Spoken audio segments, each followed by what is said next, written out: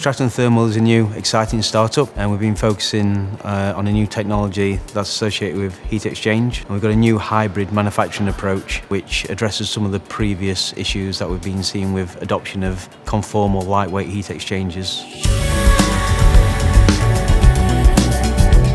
FerretWorks initially gave a small amount of seed funding to do a small-scale demonstrator. This latest round of funding has allowed me to scale up on that initial research, not only in physical size, but also in quantity, and also push some research forward in terms of material development and onward processing developments that we've been working on. Stratum Thermal are already working with 2 or 3 industry partners. We are developing solutions for them based on their use cases. So we'll be doing that over the next 12 months. And then hopefully we'll be spinning out. Most of the FerretWorks cohort are external, but actually I'm a staff member.